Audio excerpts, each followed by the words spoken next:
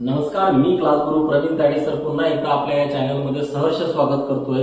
Maharashtra police भरतीची तयारी चालू आहे, स्पर्धा परीक्षेची तयारी चालू आहे आणि या स्पर्धा परीक्षेच्या तयारीमध्ये गणित हा विषय आम्हाला सर्वांना खूप अवघड जातो। याच्यामधला बुद्धिमत्ता हा विषय आम्हाला खूप अवघड जातो आणि हा विषय समजून घ्यायचा। या विषयातले गणिताचे जे प्रश्न आहे आम्हाला कुठलाही फॉर्म्युला न वापरता सहज सोडवायचा आहे। म्हणजेच आम्ही म्हणतोय कोणतेही सूत्र न वापरता गणित सोडवा, फक्त ऑप्शन पाहून। पण विद्यार्थी मित्रांनो, फक्त ऑप्शन पाहून जर का आम्हाला सोडवायचं असेल याचा अर्थ आम्हाला प्रश्नही व्यवस्थित वाचावा लागेल आणि दिलेल्या वेळेमध्ये वाचावा लागेल, हे फार महत्वाचं आहे। तर हा प्रश्न विद्यार्थी मित्रांनो आपल्यासाठी आम्ही घेऊन येतोय की हा प्रश्न जो दिलेला आहे या प्रश्नामध्ये सांगितलंय की थोडा कन्फ्युज करणारा प्रश्न असतो पण फार सोपा प्रश्न असतो, म्हणजे पैकीच्या पैकी मार्क्स मिळणार। मला एका 7 मीटर कापडाच्या फितीचे 1 मीटरचे तुकडे कापून तयार करायचे आहेत। संपला। पहिलं वाक्य वाचल्यानंतर मला लक्षात आलं की 1 मीटरचे तुकडे करायचे होते। मग मी काय केलं की 7 मीटरचे होते त्यातला माझा 1 करून टाका, तुमचं उत्तर असेल 6। हे पहिलं उत्तर झालं। याच्यानंतर तुम्हाला सांगितलं की ऑप्शन मध्ये 3, 4, 2, 5 आहेत का? नाही। बघा पुढे, प्रथम त्या फितीचे 2 टोक एकत्र जोडून घेतले, म्हणजे जर ती असेल तर तिचं 1 टोक आणि दुसरं टोक म्हणजे भागेला 2 करायचंय, म्हणजे डायरेक्ट उत्तर येईल तुमचं 3। ऑप्शन क्रमांक पहिला। एवढ्या सोप्या पद्धतीने आपल्याला हे गणित सोडवायचंय। म्हणजे ऑप्शन काय केलं की लांबी मोजली, त्यातनं 1 वजा केलं, आपलं उत्तर मिळालं।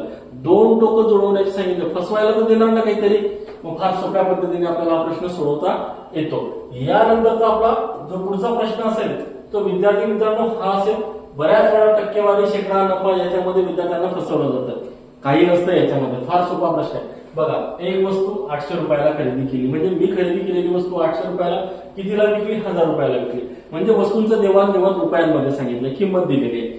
पण विचारताना सांगितलं शेकडा नफा किती आणि तुम्हाला इथे टक्केवारी दिली 25%, 30%, 20%, 10%।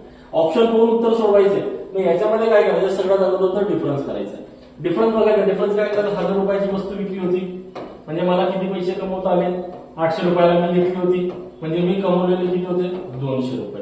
म्हणजे 200 रुपये आणि 800 रुपयाचा जर रेशिओ काढला तर मला कळता येतं की याचं उत्तर 4 असेल आणि याचं उत्तर जर का 4 असेल, अशी कोणती संख्या असेल ती 4 ने मल्टिप्लाय केल्यावरती 100 येते, गुणाकार केल्यानंतर 100 येते, तर नक्कीच याला 4 केलं तर उत्तर किती येतात? 100 असेल, म्हणजे 25% माझा शेकडा नफा असेल।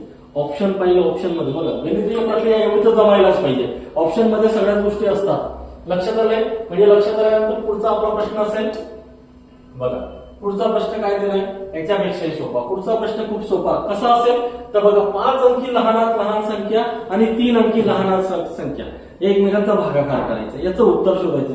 मग आपल्याला 5 अंकी 3 अंकी सगळे अंक इथे दिलेले ऑप्शन मध्ये बऱ्यापैकी दिलेले असतात, म्हणजे तुम्हाला इथे फार काही वेगळं करायचं नाही। आणि जमत नसेल तर काय करायचं, लहान संख्येसह 1, 2, 3, 4 त्याच्यापुढे 1 लिहायचा, त्याच्यानंतर 1, 2, 3 अंक 2 शून्य लिहिलं, 2 शून्य लिहिलं, उत्तर किती आलं असेल? 100 आलं असेल। ऑप्शन मध्ये दिले सगळं, कुठेही जायची गरज नाही, ऑप्शन पाहून उत्तर सोडवायची। मी सांगतोय की तुम्हाला गणितात पैकीच्या पैकी मार्क्स मिळणार, नक्कीच मिळणार। आम्ही प्रार्थनाही करूया, आपल्या गणिताला उशिरा सुरुवात केली असेल तर नक्कीच हे सगळे व्हिडिओज बघा, हे सगळे व्हिडिओज तुम्हाला मदत करतील। आता हा एक वेगळा प्रश्न थोडासा मी तुमच्यासाठी घेऊन आलोय विद्यार्थी मित्रांनो। बघा याच्यामध्ये ऑप्शन्स मला खूप सारे दिले, पण 6:15 वाजता घड्याळाचा मिनिट काटा व तास काटा याच्यातला कोण काढा। बघा 6:15 वाजले, म्हणजे मी जर काही सहज घड्याळ काढली असेल या घड्याळामध्ये नक्कीच बरोबर आहे 12 असतील, 3 असतील, 6 असतील, नक्कीच याच्यामध्ये मी इथे बघेल 8 असतील, 7 असतील। समजून घ्यायचं विद्यार्थी मित्रांनो, कारण ऑप्शन बघायचं, पण ऑप्शन मध्ये होतं काय की माझा हा जो कोण आहे, कारण इथे मिनिट काटा असेल 6च्या पुढे थोडासा पुढे शिफ्ट झालेला असेल, हा 90 अंशांचा एक कोणतं मला माहितीये, मला एक 90 अंशांचा ऑप्शन होता, पण हे माझा ऑप्शन नाहीये। थांबून घ्यायचंय, व्यवस्थित विचार करायचा। मग हा जर एवढा पाव भाग पुढे सरकलेला असेल तर याचा पुढचा काटाही पाव भाग सरकलेला असेल, मग याच्यामध्ये किती अंशाचा कोण तयार होतो? 30 अंशाचा। 1, 2, 3, 4, मग याचे पाव भाग म्हणजे किती? कारण 7 पर्यंत त्यांना 4 भाग तयार होते। पाव भागामध्ये किती असेल? 1 पॉईंट किती अंशाचा असेल? 5 अंशाचा असेल, त्याच्यातला पाव भाग म्हणजे 2.5 असेल, म्हणजे 90 अंशाचा एक पूर्ण कोण असेल त्याच्यामध्ये त्याने 5 अंश पूर्ण केले आणि 2.5 त्याच्यामध्ये कव्हर केला असेल, म्हणजे जवळपास 97.5 हे तुमचं उत्तर असेल। कारण 6.25 झाले ना, तो पाव भाग पुढे ऍड करायचा आहे. एक पूर्ण भाग झालेला आहे म्हणजे एक पूर्ण पार्ट संपलेला आहे. इथून हा पूर्ण पार्ट संपलेला असतो म्हणजे एक रेषा त्याने ओलांडलेली असते. त्याच्यानंतर त्याने परत तेवढाच म्हणजे आपल्याला मिनिटाचा सेकंदाचा याचं बिलकुल गणित जमलं पाहिजे. एवढ्या सोप्या पद्धतीने आपण याचं उत्तर काढणार. फार सोपी ट्रिक्स आहे. ऑप्शन मध्ये जायचं, ऑप्शन मधून शोधायचे. त्याच्यानंतर तुमचा जो पुढचा क्वेश्चन असेल ना, याच्या बघा क्वेश्चन मध्ये काही नातेसंबंध येतात. नातेसंबंधाचा क्वेश्चन असतो पण आपल्याला नातेसंबंध जोपासले पाहिजे. विद्यार्थी नातेसंबंध समजले पाहिजे. याच्यामध्ये सिंपल प्रश्न काय दिलाय की मामी भाऊ असेल, चुलत भाऊ असेल, मावस भाऊ असेल, आते भाऊ असेल. म्हणजे याने काय विचारलं, लीना हा गीताच्या मुलीचा म्हणजेच प्रीतीचा कोण असेल. म्हणजे संबंध मला दाखवलाय की गीता आणि प्रीतीचा संबंध सांगितलाय. पण प्रश्नामध्ये मला थोडंसं कन्फ्युज केलंय. कन्फ्युज असं केलंय की नीनाची आई होती. बरोबर आहे. म्हणजे हा तुमचा नीनाद असेल. व्यवस्थित नीनाची आई असेल. बरोबर आहे. नीनाची आई. बरोबर आहे. ही गीताच्या वडिलांची एकुलती एक सून आहे. गीताच्या वडिलांची एकुलती एक म्हणजे तिला दुसराही काही विषय नसेल. मग ही जी गीता आहे, बरोबर आहे. मग गीता कोण असेल? गीताच्या वडिलांची सून आहे. बरोबर आहे. गीताच्या वडिलांची सून असेल म्हणजे ही कोण असेल? मुलगी असेल. बरोबर आहे. या दोघांचं नातं नवल भावतांचं असेल. मग नक्कीच मग हिची मुलगी म्हणजे काय असेल? ही नीनाची आत्या झाली म्हणून हा आते भाऊ असेल. एवढं सोपं आहे. आते भाऊ असेल. नाते संबंध जोपासा मित्रांनो, कारण नातं हे पुन्हा पुन्हा निर्माण होत नाही. पुढचा प्रश्न तर फार सोपा होता याच्यापेक्षा, पण आम्ही बऱ्याच वेळा काय करतो, कन्फ्युज होतो. तर कन्फ्युज होण्याचे कारण नाहीये. शुभमचे आजचे वय किती वय दिले? म्हणजे तुम्हाला सहज समजेल की शुभमचे आजचे वय दिले 12 वर्ष. शुभमच्या वडिलांचे वय किती दिले? 42 वर्ष. बरोबर. शुभमच्या वडिलांचे वय किती दिले? 42 वर्ष दिले. शुभमची आई त्याच्या वडिलांपेक्षा 6 वर्षांनी लहान आहे. नक्कीच त्याच्या वडिलांपेक्षा लहान म्हणून उत्तर असेल 36. तर त्याचं वय तर तेच असेल. त्याचं वय वडील आणि आई सोबत बदलत नाहीये. मग 6 वर्षांनी लहान असेल तर शुभमच्या आजच्या म्हणजे विचारताना काय विचारलं? शुभमच्या आजच्या वयाचं गुणोत्तर विचारलंय. नक्कीच तुम्हाला टेबल मध्ये असेल तर 12 × 12 12 × 36 एकाच 3 ऑप्शन मध्ये दिलेलं आहे. काही वेगळं काम करायची गरज नाहीये. म्हणजे ऑप्शन पाहिला की आपल्याला बऱ्यापैकी लक्षात येतंय. समजलंय विद्यार्थी मित्रांनो? पुढचा प्रश्न बघूया. पुढचा प्रश्न आपला असेल फार सोपा प्रश्न आहे पुढचा. बघा, मुंबईवरून रात्री 10:15 निघालेली रेल्वे नागपूरला दुसऱ्या दिवशी 1:40 पोहोचली. तर या प्रवासात किती वेळ लागला? मी प्रश्न वाचलाय विद्यार्थी मित्रांनो. काय झालंय की रात्री 12च्या अगोदर माझा गेलेला वेळ आणि 12 नंतर वेळ दोघांचं ऍडिशन करायचंय. म्हणजे बघा 10:15 म्हणजे 12च्या अगोदर माझ्याकडे किती वेळ उरला? तर 10:15 म्हणजे 1 तास 45 मिनिटं. बरोबर. 1 तास 45 मिनिटं.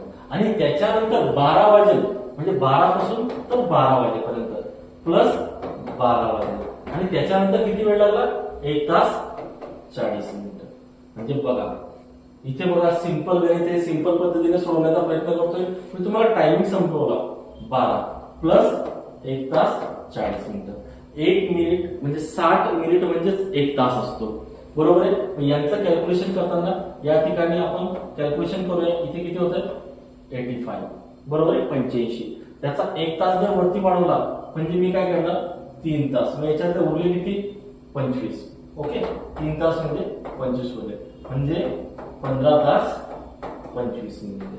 मग आता 15 तास 25 मिनिटे ऑप्शन सोपा आहे. म्हणजे प्रवास करताना 12 वाजेच्या अगोदरचा तुम्ही वेळ कॅल्क्युलेट करायचा आहे, 12 वाजेच्या नंतरचा वेळ कॅल्क्युलेट करायचा आहे. आणि वेळ कॅल्क्युलेट करताना 12 वाजेपासून तर 12 वाजेपासून 12 तास वाजणार आहे. म्हणजे 12 तासाच्या पुढचा वेळ कॅल्क्युलेट करा, 12 तासाच्या अगोदरचा वेळ कॅल्क्युलेट करा. फार कमी वेळात उत्तर येईल. म्हणजे 12 तासापेक्षा जास्त उत्तर असेल म्हणजे ते 27 तास 9 तास 15 तास दिले. पण 15 तास 40 मिनिटं येत नाही. 15 तास 25 मिनिटे. पुढचा प्रश्न बघूया आपण. प्रश्न बहुत सोपा असेल. आता हा प्रश्न थोडासा कन्फ्युज करतो विद्यार्थी. बऱ्यापैकी कन्फ्युज केला जातो. कन्फ्युज कसा असेल? 3 संख्यांचे गुणोत्तर सांगितले. 8 + 3 + 4. 3 संख्यांची गुणोत्तर यांची बेरीज किती आली विद्यार्थी मित्रांनो? बघा किती आली. या सगळ्यांची बेरीज येते 50. याला डिवाइड करा. उत्तर असेल तुमचं 13. बरोबर. याचं उत्तर असेल 13. बरोबर आहे. मग याच्यामध्ये प्रश्न विचारताना सर्वात लहान संख्येचा वर्ग विचारलाय. सर्वात लहान संख्या कोणती असेल? तर बरोबर आहे मला ही लक्षात आली सर्वात लहान संख्या माझी ही असेल, कारण सर्वात लहान संख्या त्याला मल्टिप्लाय केलं तरी उत्तर तेच येणार आहे. मग याच्यामध्ये मला दिल्याची आता हे फार फेवरेट उत्तर होतं. मला ऑप्शन बघायचं आहे, वर्ग विचारलाय, मग मला काय करायचंय की 9चा वर्ग मी देतो 81, युनिट प्लेस 1 आहे, फक्त 1 एकाच ठिकाणी आला विद्यार्थी मित्रांनो, म्हणजे 1521 हे तुमचं उत्तर असेल. डायरेक्ट ऑप्शन मधून उत्तर येते, काही वेगळं करायची गरज नाही, खूप कॅल्क्युलेशन करायची गरज नाही. एवढा वेळ आपल्याकडे नाहीये आणि आपल्याकडे एवढा वेळ नसल्यामुळे कमीत कमी वेळेमध्ये आपल्याला खूप सारे प्रश्न सोडवायचे असतात. सहज पद्धतीने